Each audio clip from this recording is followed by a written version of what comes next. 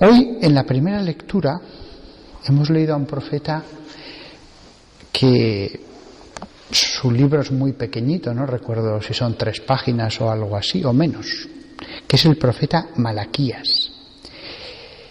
Pero dice una cosa, el profeta Malaquías, que es algo nuevo. En la Biblia, la Biblia siempre nos da una palabra nueva, pero no siempre parece nueva.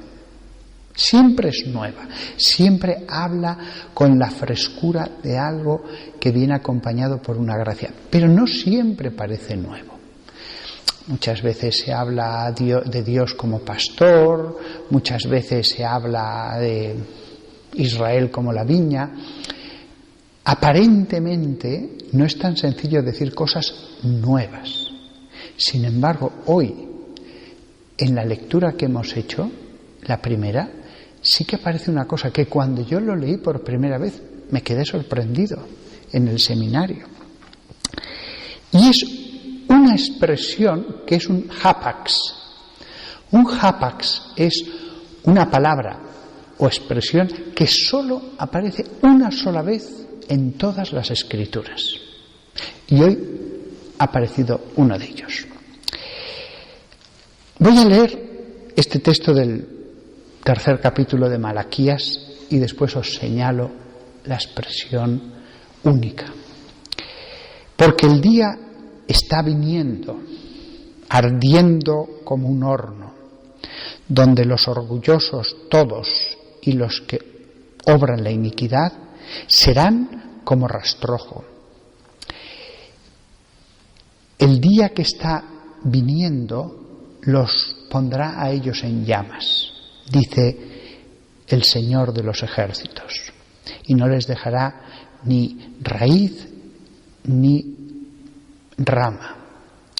Pero a vosotros que teméis mi nombre, el sol de rectitud se levantará con salud en sus alas.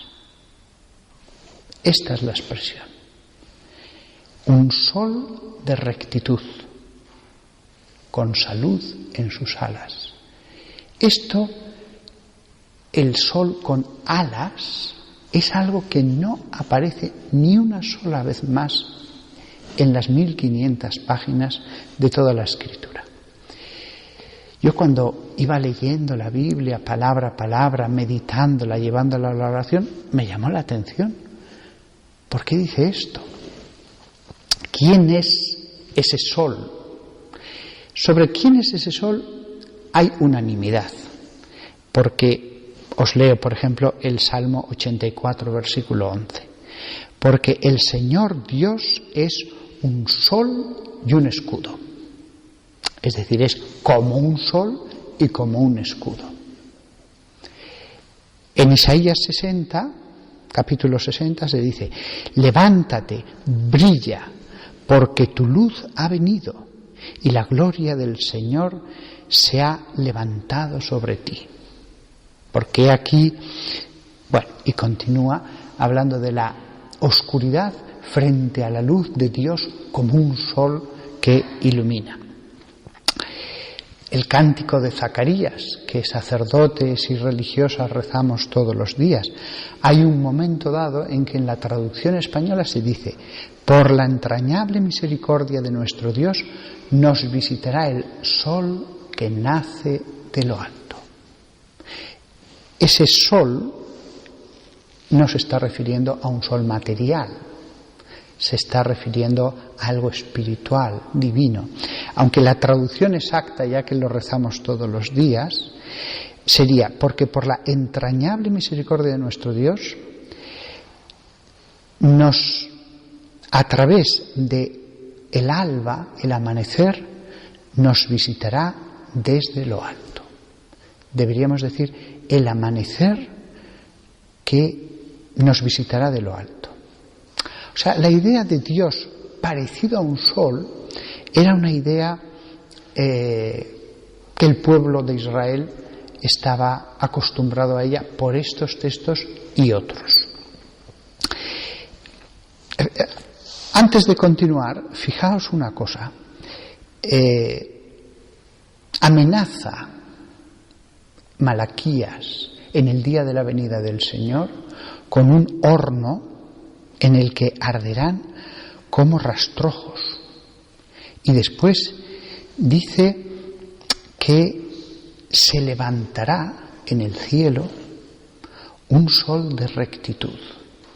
Fijaos la contraposición entre un horno y un sol que es más ardiente que un horno.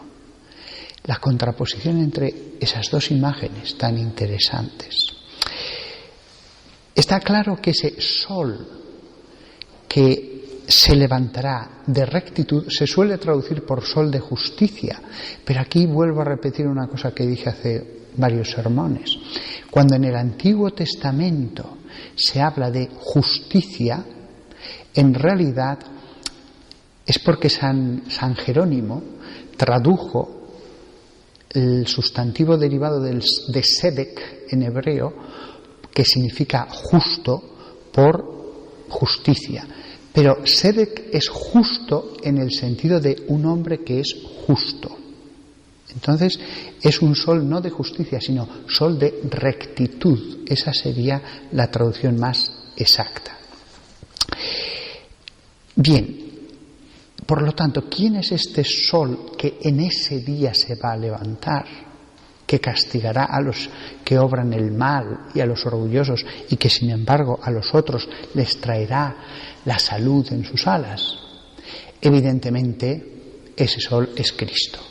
Está hablando del día en que Cristo va a amanecer en el mundo. Muchos santos padres, al leer este texto, dijeron: el sol de justicia es Cristo.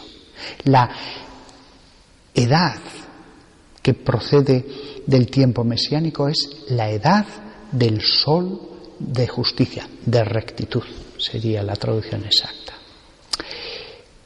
Es una forma muy bonita de imaginarse a Jesús, imaginárselo, porque claro, es que muchas veces, como está encarnado, tendemos a verlo como hombre, lo cual es correcto, pero a veces como mero hombre. Y nos olvidamos que dentro de ese cuerpo humano estaba ese sol infinito de rectitud, de santidad, de poder, que es la segunda persona de la Santísima Trinidad. Por eso en la transfiguración un poco de su luz apareció ante los que estaban allí. Ese sol, los santos padres dirán, es Jesús.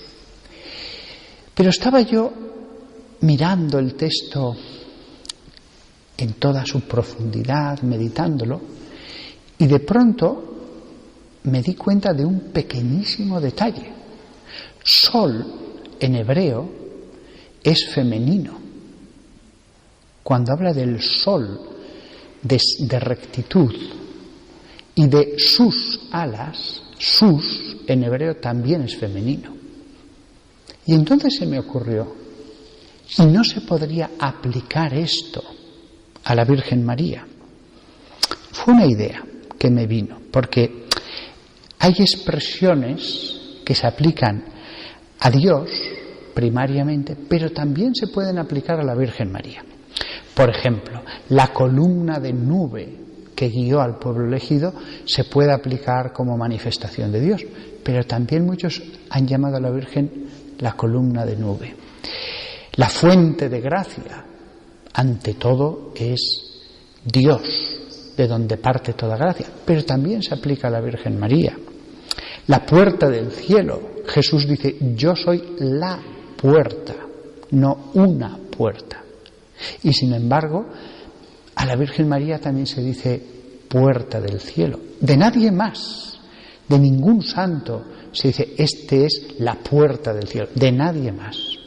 Puede ser una puerta, en todo caso, como las 12 puertas que hay en la Jerusalén celeste, siempre abiertas día y noche, dice el libro del Apocalipsis, cuando descienda a la nueva Jerusalén. Pero la puerta solo es nuestro Señor Jesucristo. Y sin embargo, Nadie ha visto problema en llamar a la Virgen María, en aplicarle lo que dice el Salmo 118, por ejemplo, la puerta de Yahvé. Podríamos seguir diciendo expresiones referidas a Dios, pero que la tradición no ha visto inconveniente en aplicar a la Virgen María.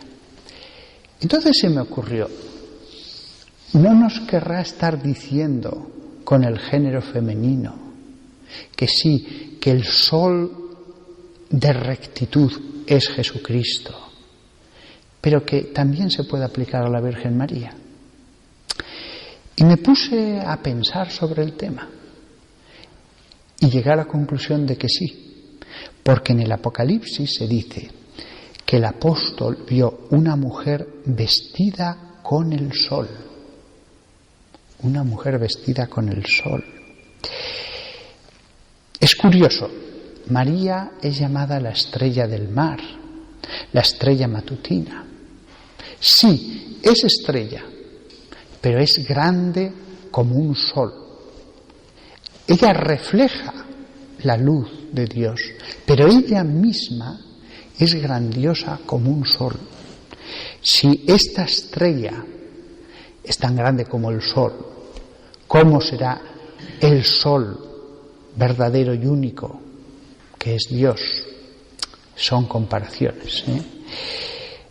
Entonces dije, sí, me parece adecuado compararla a ella no solamente como estrella y como luna, sino como un sol. Tal es la fuerza de su luz, aunque toda ella la refleje.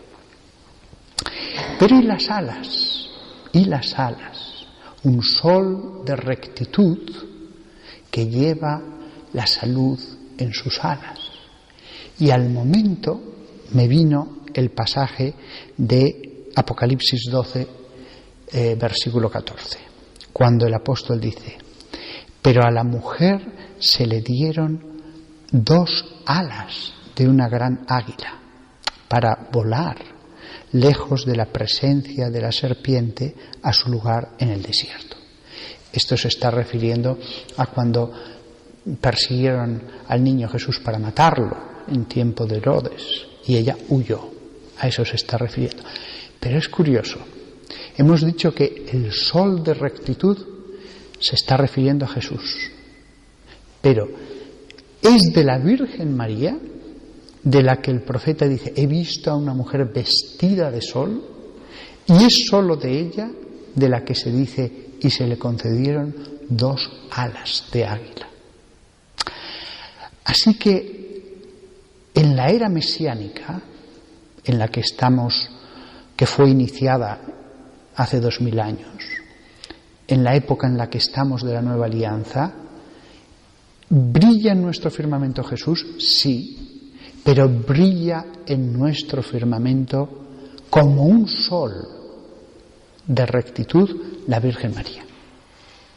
Y además, la idea de alas le pega más a la Virgen María que a Jesús, además de que expresamente ese término se usa en la Biblia solo referido a la Virgen María y a nadie más, salvo los ángeles, no a Jesús nunca. Pero le pega más a la Virgen María porque de Dios nunca se ha usado tal expresión. ¿Por qué? Porque es como si Dios no necesitara de ninguna alas para volar o para hacer lo que quisiera. Mientras que expresado de una criatura, sea un serafín, un querubín, quien sea, sí, allí sí que se expresa con las alas el despego de las cosas de este mundo, la elevación de este mundo. Así que, qué expresión tan bonita, referida a la Virgen María.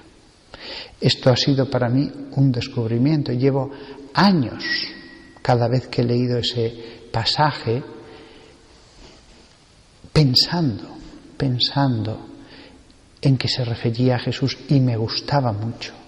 Por lo que os he dicho antes, no es tan fácil encontrar términos completamente únicos, cosas que suenen totalmente nuevas. Pero os diré una cosa, a pesar de tantos años repitiendo, porque recuerdo que lo apunté en un papelito en el seminario ya, esta expresión tan bonita de el sol de rectitud que tiene la salud en sus alas, a pesar de que lo apunté entonces y lo medité desde entonces, la idea de las alas referido al sol infinito que es Dios no me acababa nunca de convencer, porque la misma coherencia de la escritura no encajaba. De los serafines sí, les pone 6 alas, o los querubines, perdón, no, los serafines, 6 alas para mostrar esa elevación sobre este mundo, que no pertenecen a este mundo. Pero no es el estilo a la hora de usar comparaciones, alegorías, referido a Dios. Cuando se refiere a Dios, el modo de referirse es más misterioso y menos material. Por lo menos no aspectos que incluyan limitación. Y sin embargo, hoy, cuando lo estaba pensando, dije, ahora sí. Ahora creo que el Señor, después ya de años, sí que me ha hecho penetrar en a quién se refería de modo secundario pero real. Y me parece una alabanza a la Virgen María del mismo Dios, oculta, escondida. Los judíos jamás hubieran entendido una expresión tan exaltada, tan grandiosa de una criatura. Pero nosotros, reconociendo la diferencia radical e infinita entre Dios y la mayor de sus criaturas, nosotros sí. A nosotros esto no nos lleva a la idolatría, nos lleva a decir, si es tan grande esa estrella de la mañana, entonces ¿cómo será el verdadero y único Dios? Aunque la idea de sol no es inadecuada para la Virgen María, siempre nos referimos a ella como luna, porque refleja, y es verdad. Pero también es cierto que la santidad que surge del interior de la Virgen María es como un sol. O sea, verdaderamente el amor, las virtudes que tiene ella, que posee ella, es decir, lo que surge de ella misma es como un sol. Es cierto que todo lo ha recibido de Dios y nada de ella misma, es cierto. Pero una vez que Dios le ha dado, ella es como un sol. Aunque esa expresión, sol, como hemos visto en el Salmo 84, esa expresión se reserve para Dios. Pero desde toda la teología del Nuevo Testamento y la Mariología no hay ningún problema. No nos pasamos, no hacemos de menos a Dios, sino al revés. Si tan grande es la criatura, más grande, ¿cómo será Dios? Pues nada más, que todos nosotros, a la hora de dirigirnos, pensar, llevar a la oración ¿quién es María?, recordemos la frase que dijeron los santos a lo largo de los siglos: de María nunquam satis, de María nunca bastante. Satis es bastante. De María nunca bastante. Nunca nos pasaremos. Mientras mantengamos la diferencia entre lo infinito, que es Dios, y la criatura, que siempre es finita y que todo lo ha recibido de Dios, nunca nos pasaremos. Porque solo en el cielo comprenderemos lo que era este sol de rectitud que nos da salud, con la salud en sus alas.